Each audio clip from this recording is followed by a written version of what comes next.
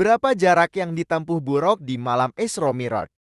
Isra Miraj adalah perjalanan Nabi Muhammad yang diawali dari Masjidil Haram, Makkah ke Masjidil Aqsa, Palestina, dan dari Masjidil Aqsa ke Sidratul Muntaha.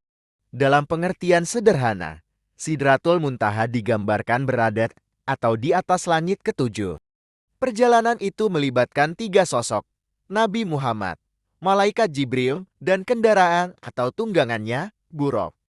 Dalam berbagai riwayat, Buraq adalah makhluk yang menyerupai kuda bersayap.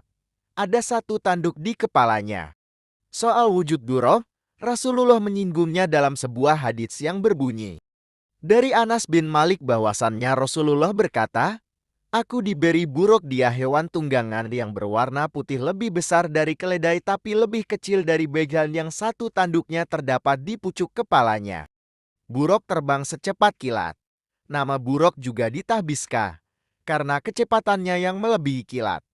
Nama Buraq sendiri diambilkan dari asal kata bark yang bermakna kilat, karena hewan tunggangan ini berjalan secepat kilat. Ada yang berpendapat dinamakan Buraq karena memiliki warna putih mengkilat dan berkilau cahaya. Ada juga yang berpendapat dinamakan Buraq karena memiliki warna loren di kulitnya. Sebagaimana orang Arab menyebut barka oreng untuk kambing yang memiliki warna hitam dan putih di kulitnya. An-Nawawi, Syarh Sahih Muslim Beirut, Dar'iyaturate, tahun 2003, Juz 2, halaman 210. Demikian dikutip dari laman NU. Dalam konteks modern, kecepatan Buraq setidaknya setara kecepatan cahaya atau lebih. Sedangkan cahaya berkecepatan 300.000 km per detik. Jika demikian, ada pertanyaan menarik yang muncul. Kira-kira berapa jarak yang ditempuh Buraq di malam Isra Miraj? Gambaran kecepatan Buraq. Untuk mengetahui itu, penjelasan Ustadz Anang Misbahul Munir ST tentang Buraq di malam Isra Miraj bisa menjadi bahan literasi. Ustadz Anang menyampaikan hal itu dalam pengajian Isra Mikraj di Masjid Al-Jihad Perumahan Balai Pertiwi BP Kulon Gresik, Sabtu 6 April 2019. Menurut Ustadz Anang, Isra Miraj adalah perjalanan Rasulullah yang ditempuh selama 1 malam. Dimulai dari Masjidil Haram di Mekah ke Masjid Al-Aqsa di Yerusalem. Dilanjutkan ke Sidratul Muntaha, langit ketujuh dengan mengendarai Buraq.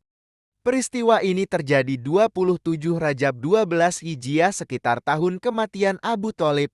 Katanya, dikutip dari laman PUMU Jatim, Jumat 9 Februari 2024. Tunggangan ini diceritakan semacam hewan, bentuk, dan sifat Buraq seperti binatang tunggangan, bertubuh panjang. Ukurannya lebih tinggi dari keledai dan lebih pendek dari begal, berwarna putih. Langkah kakinya sejauh ujung pandangannya. Buraq juga bisa diikat sebagaimana layaknya hewan tunggangan. Nyaris setara dengan jarak ke planet Neptunus.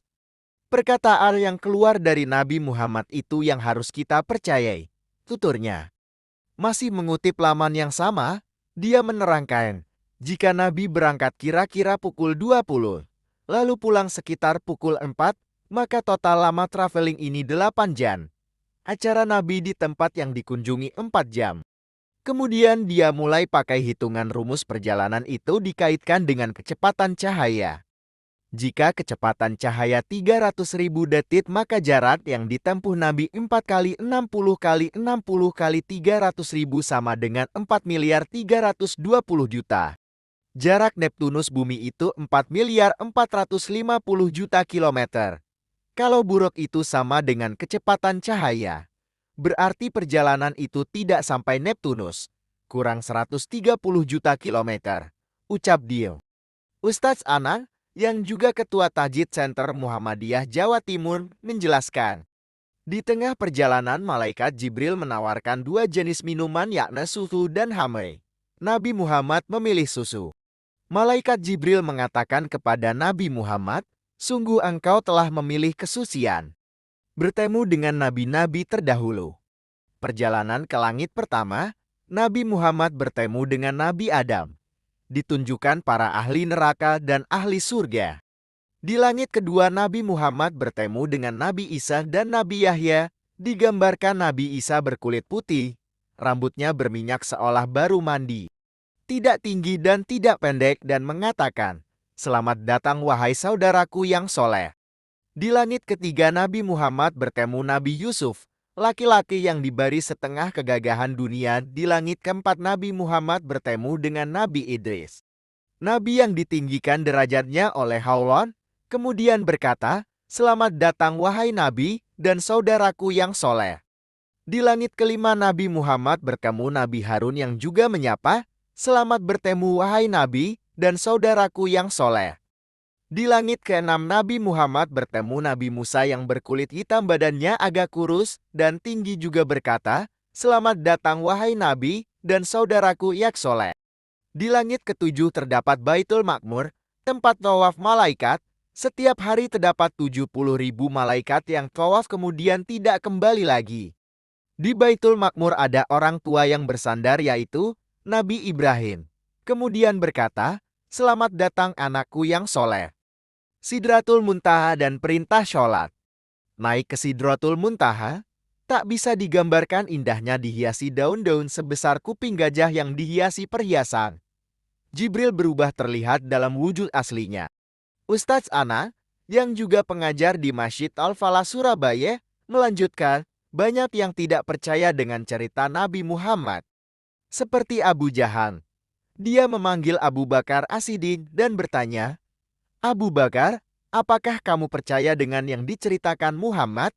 Abu Bakar langsung menjawab, "Yakin, saya percaya dengan apa yang dikatakan Muhammad karena apa yang dikeluarkan dari mulut Muhammad itu yang harus kita percaya.